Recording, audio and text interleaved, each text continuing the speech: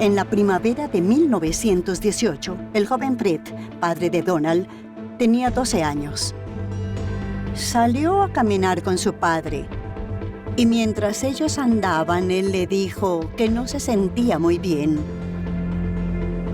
Horas más tarde, él murió.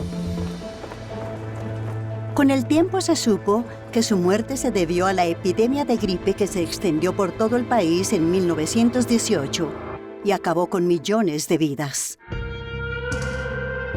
Pueden imaginar la sensación de asedio y preocupación por cómo sobrevivir.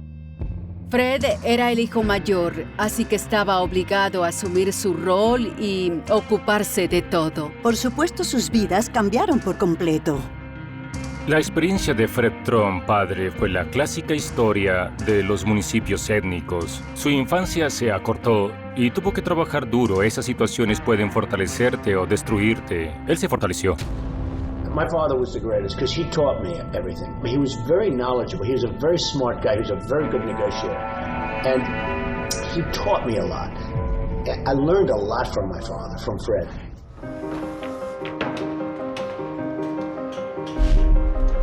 A los 17 años, Fred construyó su primera casa.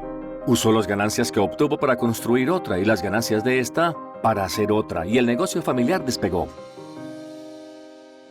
En 1934, en plena era de la Gran Depresión, había mucha gente sin hogar. El gobierno federal intentó resolver ese problema creando la Administración Federal de Vivienda. The Congress has made it easier for private capital to build modest homes and low rental dwellings.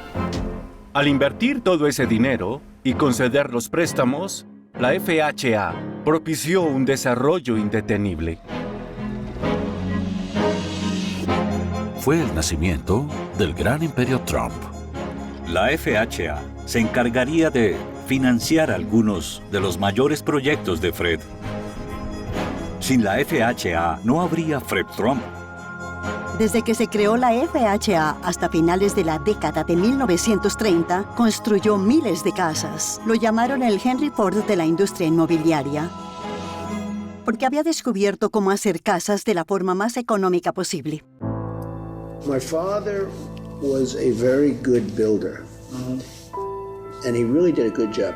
He would build a building, and next door they'd build a building. And my father's houses were better.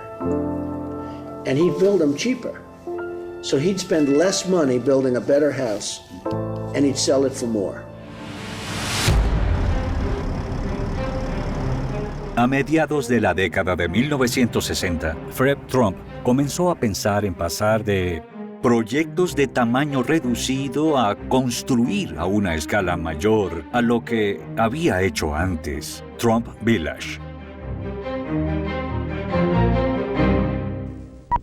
Wait a minute. Trump Village, a middle-income co-op in Coney Island housing 2,800 families. Trump Village Apartments. How do you get in here? Is it worth waiting? Yes, my mother lives in a terrible apartment. They say it would take 6 or 7 years, or maybe 8.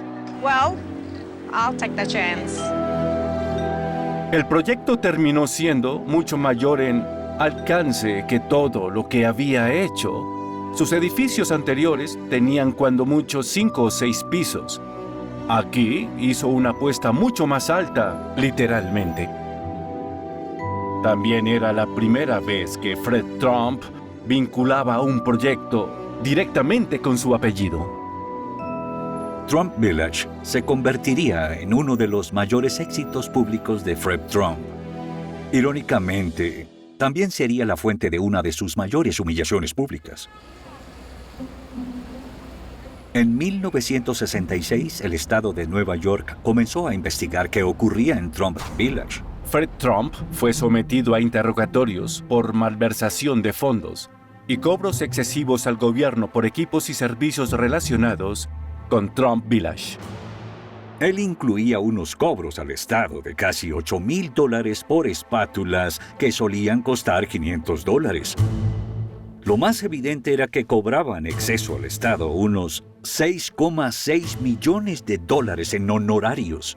Al final quedó en evidencia que Fred Trump estaba desfalcando al estado de Nueva York y a sus residentes para llenarse los bolsillos. Un comisionado dijo entonces, ¿hay algún modo de evitar que alguien así reciba un contrato del estado de nuevo?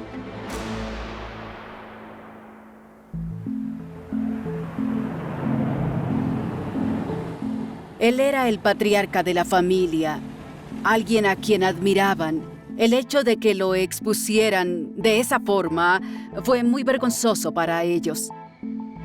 Vecinos, compañeros de escuela, todos hacían preguntas. Los veían como antipatriotas, incluso criminales. En 1966 hubo una investigación del Estado de impacto devastador que afectó a Fred Trump. Trump Village resultó ser el último proyecto importante que construyó. Para la década del 60, Coney Island estaba en declive. Fred Trump compró el Steeplechase muy rápido y casi sin ser notado por la ciudad que se preocupaba por el futuro del lugar. Él quería construir vivienda allí. El problema fue que Fred Trump no logró el cambio de zonificación necesario para poder construir esas casas. La comunidad comercial de Coney Island estaba desesperada por preservar el Steeplechase. Fred sabía que si lo declaraban patrimonio, no podría hacer mucho en ese lugar. Fred le pidió a Fred Jr. apurar la demolición de esa propiedad antes de recibir el debido permiso para construir allí. Fred Jr. hacía lo posible por trabajar con su padre y demostrarle que era tan rudo y listo como él, como su padre. Entonces Fred organizó una especie de fiesta de demolición. Para celebrar la construcción de apartamentos junto a la costa y el éxito de la organización Trump. Invitó a un grupo de personas a arrojar ladrillos a las grandes ventanas de vidrio hacia la enorme pintura que había allí del gran rostro sonriente de Steeplechase. La idea de alentar a las personas a arrojar ladrillos para destruir esa sonrisa, ese rostro, que era todo un símbolo de la infancia en Coney Island, fue claramente absurda.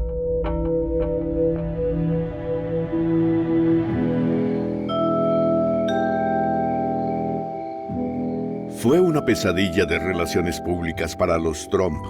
Fred Jr. no pudo hacer las gestiones políticas y logísticas para construir el proyecto. Entonces, sin esas gestiones hasta el sol de hoy, no hay ninguna vivienda en ese lugar.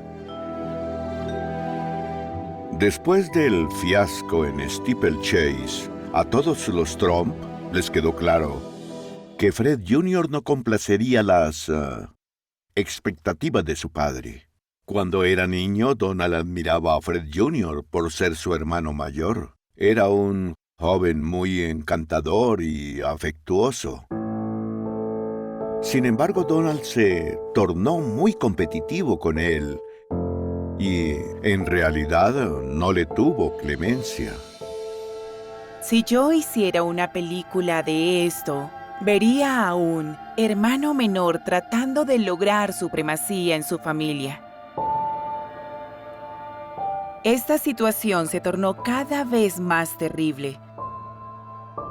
Fred Trump humillaba a Fred Jr. en las reuniones, lo atacaba con crueldad y le decía, ¿qué sabes tú?